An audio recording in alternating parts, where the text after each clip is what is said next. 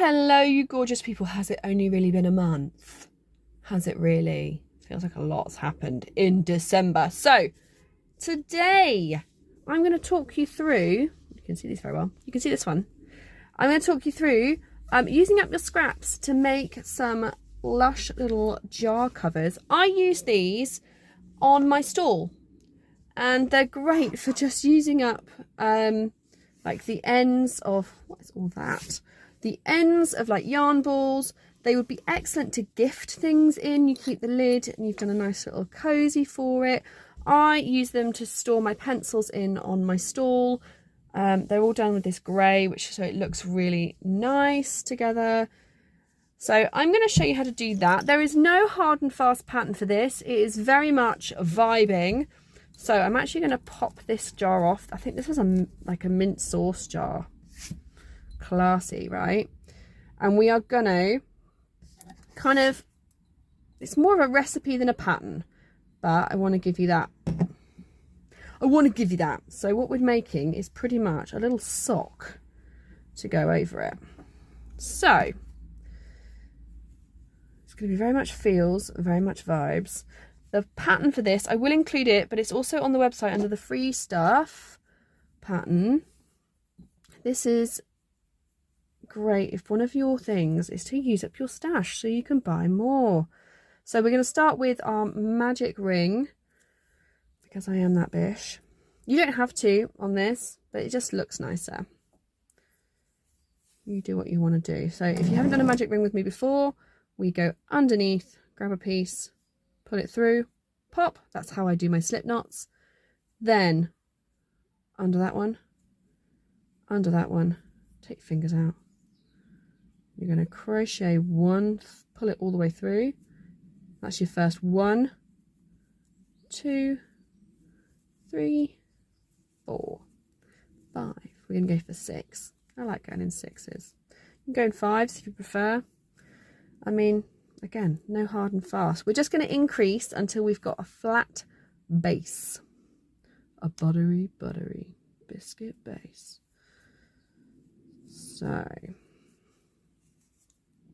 So in this one, we're going to increase everything by 2. So that means putting 2 double crochet into each one. So we're going here, 1, 2, 3, 4, 5, 6. You could do this with any yarn as well. 7, 8, 9, 10. Come on, done that a bit tight, haven't I? 11, 12. This would be quite cute in a chunky yarn, I think, as well. But I've got so much Aran left over because that's what I prefer. And then I'm going to do amigurumi base on this, so I'm not going to slip stitch here. I'm just going to keep spiraling it out, babes, because that's all I've got the capacity for. I mean, maybe we should. Slip stitch so it's closed. I mean, no, we're not doing that. We're not. I don't want to. We're just going to keep going round. Cool.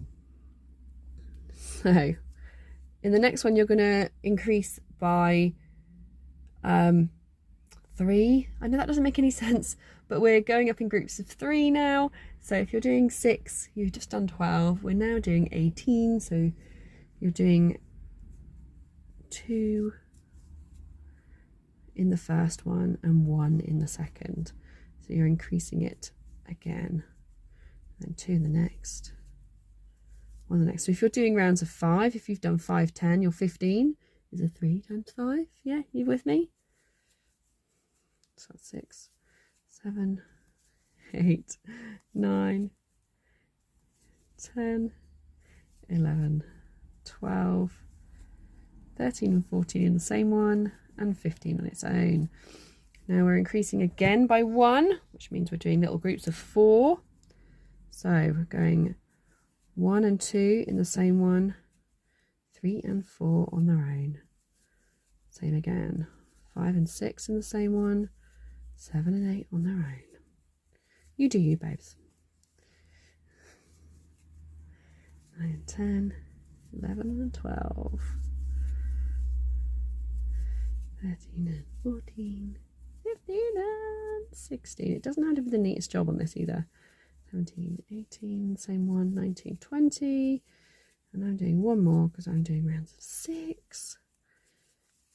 There we go, it's 24.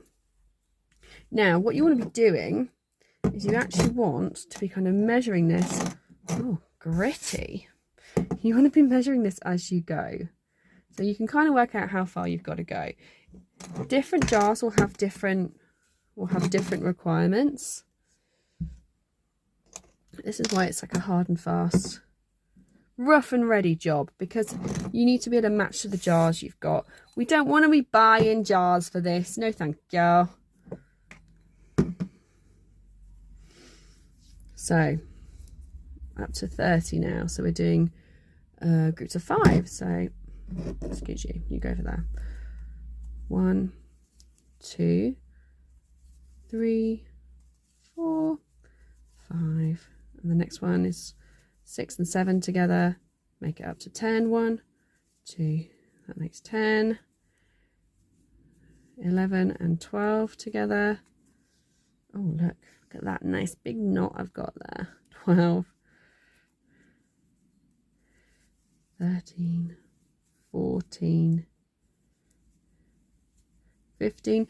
Also depends on how you like to have your stitches. Of course, mine are inside out. You can, of course, this pattern is quite easy for you to flip it if you prefer it to be the other way around. Depends how you vibe. But you know me, I prefer this texture for days. What did I get to? 15, 16, 17, 18, 19, 20, 21 and 22 together. 3, 4, 5, 3, 4, 5, 26 and 27 together. 3, 2, 1. That's up to 30. There we go. 1, 2, 3, 4, 5, 6, 7, 8, 9, 10, 11, 12, 13, 14, 15. Yes, about right. 18, 19, 20, 21, 22, 23, 24, 25, 26, 27, 28, 29, 30 is open. There we go. Another little measure. Highly technical this, can you see? Highly technical. I think I might need one more round. So we're going to go up to our 6. 6 sixes are, of course, 36. So we're looking at 36. It's our 6th round of the 6s. So 1 and 2 together, and then 1 in each up to 6. 3, 4, 5, 6. I probably make it way more confusing for you than it needs to be, but it's just how I think about it. 1 and 2 together, another 6, 4, 5, and that makes 12. 13, 14 together. 15, 16, 17, 18, 19 and 20 together. 1, 2, 3, 4. That's 24. Going up to 30 next. 2, 3, 4, 5. Whoop, 30. The 6, and then we're at 36.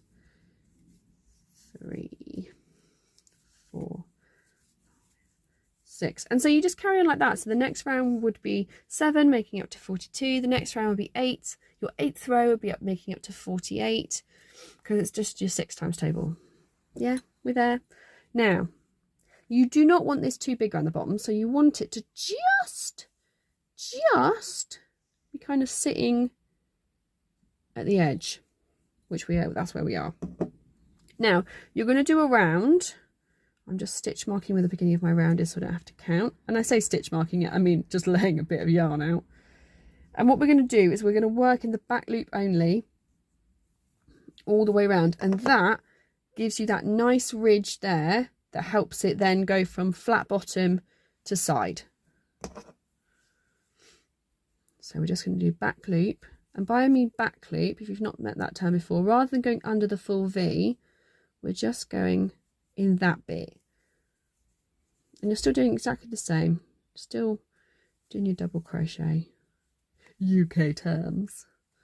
We're just going to do that all the way around. And then generally what I like to do from this point, so we're just going to carry on doing our double crochet all the way around.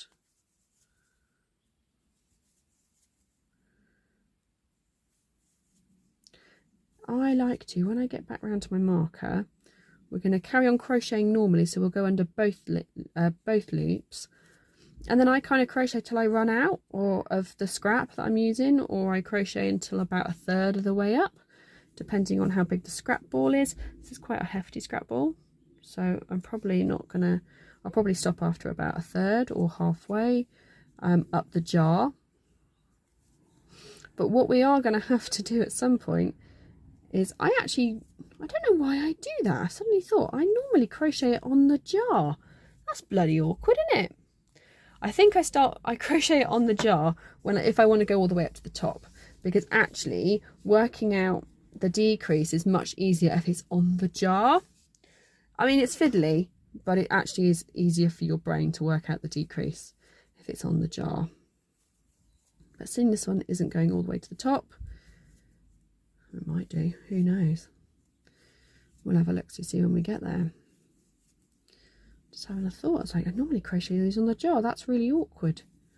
What am I doing that for? Right, when you get back to your marker, now we're just going underneath both, and we're going around and around and around for as long as you want to, as long as you feel comfortable. So I'm gonna do a little magic speedy fast forward, and I'll meet you back here when we are popping on our next colour. All right, see you in a bit. Okay, I am reaching the end of my lavender colour. As you can see, I've got that little bit of a groove there, and that's actually gonna, that groove there, it's actually gonna help you, it's gonna sit. Now, when you get to the end of this, before we change colour, if you just change colour as you are here, you're gonna get like a block line. I don't know if I've got it on any of these. No, because I tend to hide it as best I can. So from here, we're going to do a couple of slip stitches across. So one, and all that's going to do is just lower the height of your, the difference between the rows. So I'll do one more like knot there. That's just going to like try and level out more of the go, rather than carrying on. It will just try and level out some of the difference between the height. I'm not sure if this is the, you know, gospel way of doing it, but this is the way I do it, just to reduce the height so you get more of a clean line between your colourway on your amigurumi. No doubt that's something I will research more in 2024. So then I add in wherever I feel like adding in. I crochet them both together, put the end away for weaving in later, and then I just carry on crocheting. Now when I get round to this first round again, I will crochet over a little bit. So we're just going to carry on round, going into each stitch as you normally would. You've got a few lower height stitches here, because that's what you've done for just leveling it out. I don't know if you understand what I mean by leveling it out. So this looks like, so you can see here that that's probably where, that is probably where the maybe there, where the rows change. But rather than it just stopping and then carrying on the next colour, so we're going to use the tops of these stitches that you've made, these slip stitches, to kind of carry over. God, I did them a bit tight, didn't I? What did I do that for? Ridiculous behaviour. Got no nail on that finger at the moment as well. There we go. Work it through. So then you get more of a smoother line between the two rows.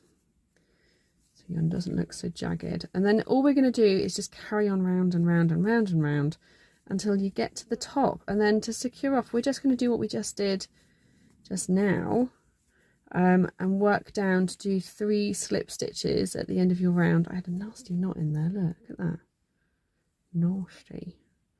But I'm going to pretend it's not happening. I'm just going to tuck it in out of the way. I'm going to frog this after I've shown it to you anyway, because I don't have enough jars. So I just wanted to show you the basic premise of it. Now, when we get here, we're actually going to slip stitch. We're going to kind of not go into this stitch here. We're going to slip into this one here and pull it across. So you've got more of a kind of follow through as you circulate now. So it doesn't look as janky.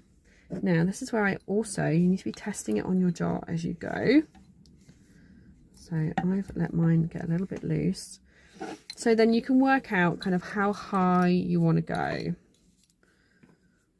So I definitely need maybe, how much more to there? How many rounds is that? 1, 2, 3, 4 more rounds. So I'll go 4 more rounds and then I'll finish off. So I've slid it on, so you can see where that back loop is now fitting perfectly around the edge of the jar, and actually makes a nice kind of seam. You can leave it like this, so you can leave it like that. I now tend to go in and do another row if I can with it on there, so I can decrease around a little bit, just so it's nice and snug around the top. I was just thinking as I was crocheting that these actually would make really nice can cozies, or like glass cozies. These would be really nice tea light cover holders if you weren't using real tea lights. If you're using battery powered ones, they'd be quite nice. You could make them really holy, you could make gaps, and they would shine really beautifully through these, or use a lace weight, for example. So yeah, I now on this kind of row would just go round and decrease as I would need to, just to ensure it was a bit tighter. And then to finish off, I would simply, rather than crocheting, I would just do a few, maybe 3 more slip stitches, just to level off the height, and then knot it off and be done, because it's cute, no? I mean, this is one that you really have to make sure your knots and stuff will be seen and your ends will be seen. So unless you're making this for you, to make sure you've kind of got one continuous piece. But yeah, that's the little kind of blueprint for those. I hope you like that. Yeah, hope you have a lovely new year, and I will speak to you again really soon.